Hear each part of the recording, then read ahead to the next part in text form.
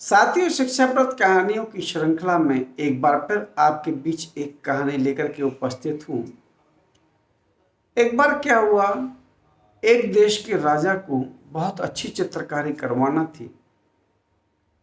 उसने दो अलग अलग देशों के प्रसिद्ध चित्रकारों को बुलाया और दोनों को अलग अलग कमरे में, जिनके बीच में एक पार्टीशन की दीवार थी, अलग अलग दोनों कमरों में उनको रखा और उनसे बोला कि जितनी अच्छी पेंटिंग तुम इन दीवारों पर कर सकते हो उतनी अच्छी पेंटिंग करो। 6 महीने का तुम्हारे पास समय है।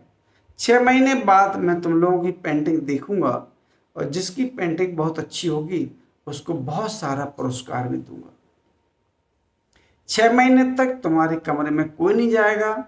तुम्हारे कमरे के बाहर दरबान रहेंगे जो किसी को अलाउ नहीं करेंगे और सामान लाने के लिए तुम लोगों को एक एक सेवादारी मिलेगा। जिसको जिस चीज़ की ज़रूरत हो उस चीज़ की बोलें, वो आपको ला के देगा। ये उसकी जिम्मेदारी होगी। एक देश का जो चित्रकार था वो आए दिन कोई ना कोई सामान मंगाता रहता था। ये पेंट ले आओ, ये ब्रश ले आओ, ये रंग ले आओ, ये दुनिया भर के सामान वो मंगाता रहता था। और दूसरे कमरे में जो दूसरे देश का चित्रकार था वो कुछ भी नहीं मंगाता था, केवल पानी मंगाता था। केवल 6 महीने तक वो पानी मंगाता रहा और दूसरे देश का चित्रकार वो ये रंग वो रंग इस प्रकार से बहुत सारे सामान मंगाता था। जैसे ही 6 महीने पूरे हुए, राजा ने कहा सबसे पहले उस चित्रकार की चित्रकारी को देखना चाहिए जिसने इतने सारे रंग मंगाए हैं, उसने क्या बनाया। उसके कमरे में गया, दीवारों पर चित्रकारी देखी तो देख के दंग रह गया। उसने बोला क्या बात है, जैसा सुना था वैसा ही पाया। क्या गजब के चित्र आपने बनाए। और हंसा भी। उसने बोला कि अब चलो थोड़ा उस मूर्ख चित्रकार को भी देखा जाए जिसने 6 महीने तक पानी के अलावा कुछ भी नहीं मंगाया। वो 6 महीने तक क्या करता रहा, चलिए एक बार उसको चल के भी देखा जाए। तो जब राजा उसके कमरे में गया तो उसने देखा वो तो पानी से केवल दीवारों को घिस रहा था। दीवारें पत्थर की थी और वो उनको घिसता रहा 6 महीने तक यही काम करता रहा। राजा को बड़ा ताज्जुब हुआ, ये कैसा पागल है, इसका नाम देश विदेश में है और ये इसने तो कुछ भी नहीं किया, केवल पत्थरों की दीवारों को घिस रहा है। चलो खैर, राजा ने कहा अपनी चित्रकारी दिखाओ, तुमने क्या किया है। उसने बोला राजा साहब, आपने अपने मन की भड़ास निकाल ली।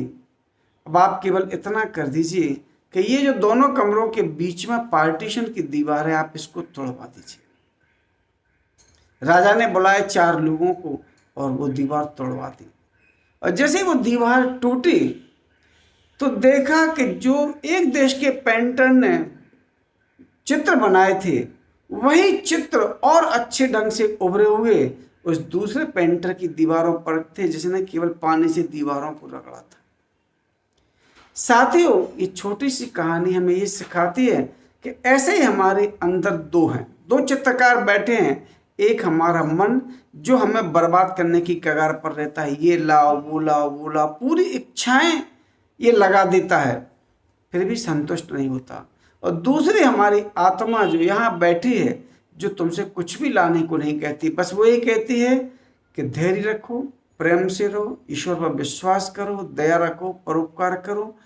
कुछ भी नहीं करना, आपके अंदर जो कुछ है उसी में से अपना काम चलाओ, जैसा दूसरे देश का चित्रकार करता था। और फिर अपने कर्मों के जो फल हैं, आत्मा कहती है अब मैंने जो तस्वीर बनाई है या मैं जो जिस कमरे में था, जो मैंने किया है उसमें तुम देखो। बस यही जिंदगी है। ऊपर वाला इतना बड़ा चित्रकार है कि उसने यहाँ एक आत्मा फिट कर दी है।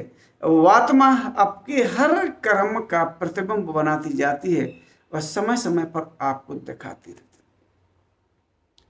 साथियों, अगर ये कहानी आपको अच्छी लगी हो तो आप हमारे फेसबुक पेज बालमुकुंद स्वर्णकार को फॉलो करें और यूट्यूब चैनल संगीत साधना को सब्सक्राइब करें।